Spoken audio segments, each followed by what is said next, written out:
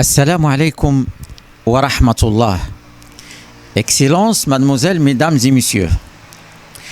Tout artiste, tout créateur, tout penseur et, en particulier, tout scientifique qui est en même temps praticien de sa spécialité, c'est de par sa propre expérience qu'il n'y a pas un arbitraire absolu de notre représentation du monde.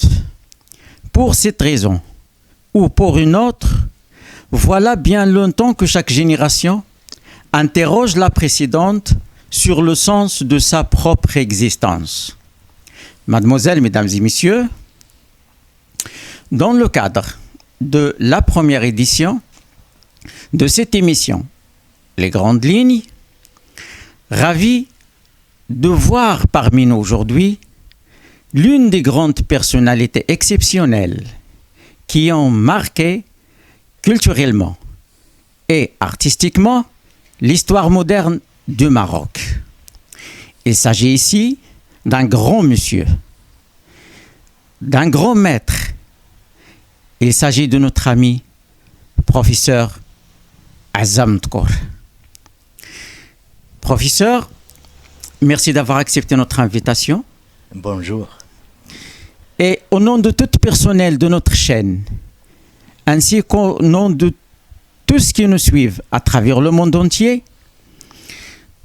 je vous remercie du fond de tout cœur pour votre présence qui représente par rapport à moi spécialement l'une des grandes réussites de notre émission. Merci. Merci. Sidi Azzam Tkour, vous n'êtes pas uniquement artiste. Vous êtes écrivain, critique d'art, poète et enseignant. Si vous permettez, un petit mot en ce sens, un petit mot sur votre polyvalence avant d'aborder les grandes lignes de cette édition. La parole est à vous, professeur. Qu'est-ce que je peux dire? C'est qu'à l'âge de 5 ans, la peinture m'a attiré, ou plutôt le dessin. Et depuis cette enfance, ainsi que l'adolescence, je me suis attaché beaucoup à la peinture. Et dès ma première exposition à Casablanca, en 1969, je me rappelle très bien, beaucoup de journalistes, de critiques d'art m'ont parlé et ils ont essayé de critiquer, d'analyser mes tableaux. Mais, comment dirais-je, j'ai pas pu accepter cette analyse parce que pour moi, elle a été fausse. Et je me suis attaché dès le départ à analyser les œuvres. Donc j'ai commencé à apprendre cette analyse, cette critique d'art pour devenir un critique d'art en tant qu'artiste. Donc ces deux spécialités, si je peux dire, ils se sont accumulés sur la poésie parce que au départ j'étais aussi poète. Et à fur et à mesure de ma création, j'ai commencé à analyser ce que j'ai écrit et j'ai pensé que pour moi, ça sera insuffisant de rester là. Donc pourquoi pas ne pas traiter aussi le roman, mais spécialement le roman artistique. C'est pour cette raison que j'ai écrit 2 romans, La Cité des artistes et Les numéros insolites. Et après ça, je me suis adonné à l'esthétique. Donc je suis un chercheur avant tout, qui a commencé avec la poésie, la peinture, puis la critique d'art, le roman et à la fin l'esthétique. Voilà. Voilà. Dans un pays où tout est loin d'être parfait comme le nôtre, la culture, et surtout la culture identitaire, tout le monde en parle, mais peu de gens peuvent dire ce que c'est. À partir de votre expérience, professeur, quel est le concept primitif de la culture et de l'identité? La culture, c'est un ensemble de tout ce qui est avec nous, qui est en nous, comme coutume, tradition, langue, langage, et ainsi de suite. L'identité, elle fait partie de la culture. C'est un caractère qui cherche l'identité, qui est identique à ce qui est culturel. Donc, il rassemble... Sachant que chaque personne définit ce que signifie pour elle l'acte de l'identité. Oui, comment dirais-je, la définition est simple. Hein? Mais traiter l'identité dans la culture, c'est ça ce qui est difficile. Pourquoi? Parce que l'individu, ou plutôt l'artiste et l'écrivain, doivent refléter leur identité dans leurs travaux. C'est ça ce qui est complexe. La complexité vient de cette synthèse de tout ce qui est culturel dans le travail. Le travail de l'artiste, il commence par le terroir, par le local. Puis, il s'oriente vers le national, le communautaire. Et pour trouver, à la fin, ces grandes dimensions dans l'international. Donc, l'identité, c'est la première étincelle qui oriente l'artiste. Si cet artiste est déraciné, si cet artiste ne cherche pas avant tout son identité, il sera nécessairement, fatalement un aliéné. Et l'aliénation vient surtout de ce déracinement. Et c'est ce que le colonialisme a traité avant tout. Il a essayé de bafouer notre culture, notre langue, nos coutumes, nos traditions pour nous orienter vers sa propre culture. Sidi Azam Tkour, vos recherches sur l'identité en particulier, vos recherches sur l'identité connaissent depuis une quarantaine d'années un essor spectaculaire qui ne peut se comparer qu'au progrès de vos œuvres artistiques. L'avènement de nouveaux systèmes culturels, des nouveaux chemins de la pensée permettront de ne mieux comprendre l'identité ou bien les racines de notre identité.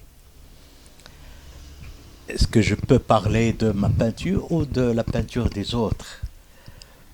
Oui, vous pouvez parler de votre peinture, bien sûr. Oui, parce que chacun a sa recherche, a sa propre recherche. C'est toujours à partir de votre expérience. Oui. Au début, j'ai commencé bien sûr, à être influencé, comme tout artiste, par les travaux des autres, surtout par l'histoire de l'art. Donc, ce qui m'a attiré, c'est surtout Cézanne, puisque Cézanne a ce miracle, a ce génie de traiter le statique et le mouvant en même temps. Et je cherche, moi aussi, la synthèse de ce contraste.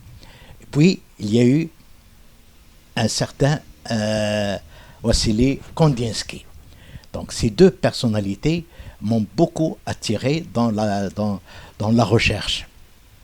Et j'ai essayé d'étudier ces deux artistes, c'est-à-dire la première étincelle de l'art moderne, exprimée par Cézanne, et l'art abstrait exprimé par Kandinsky.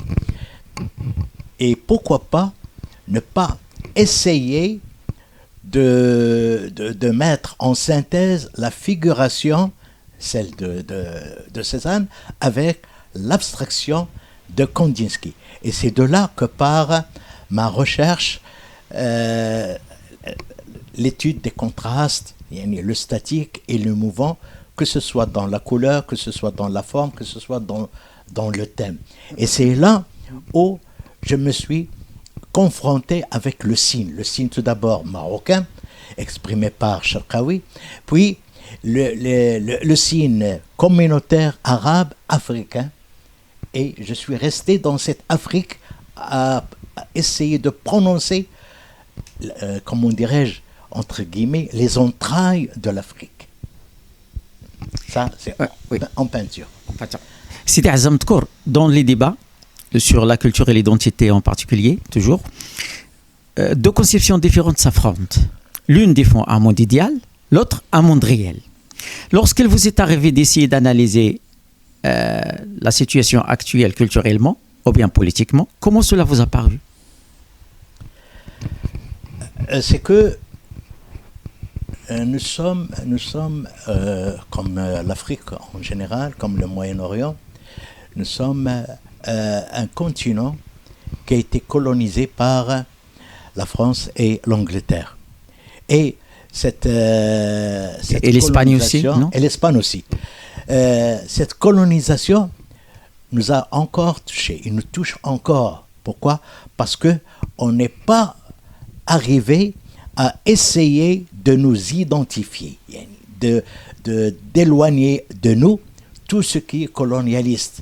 Le colonialisme reste attaché à nous. C'est ça le plus difficile. Hein? Que ce soit en tout, que ce soit dans l'alimentation, dans le vêtement, comme dit par exemple Fanon, nous sommes encore colonisés. Et dans toute notre vie, nous essayons par tous les moyens de nous décoloniser, c'est-à-dire de nous désaliéner. On n'arrive pas à sortir de cette impasse à ce jour? Si, les grands chercheurs ont essayé et ont réussi à se débarrasser de ce tumeur, si je peux dire, de ce cancer, parce que le colonialisme est un cancer. Mais la plupart, surtout ceux qui ont dans leur cœur la double personnalité, ce sont les faux artistes, les faux écrivains. Et là, je touche un autre domaine. On ne peut jamais arriver à nous identifier, à nous éloigner du colonialisme, et en même temps, nous sommes attachés, enfin pas nous, la plupart d'entre nous sont encore attachés à ce colonialisme, à cette double nationalité, que ce soit dans les papiers, que ce soit dans le cœur. Avec le gouvernement de l'alternance, est-ce qu'on a raté l'occasion d'être un pays de la culture? La culture ne vient pas brusquement, ne vient pas soudainement. Il faut lui laisser le temps. Nous sommes indépendants depuis 1956. Donc nous avons encore le temps de nous étudier, de nous faire des recherches pour arriver à ce stade du rayonnement, de l'épanouissement. Donc nous avons toujours le grand espoir d'y arriver.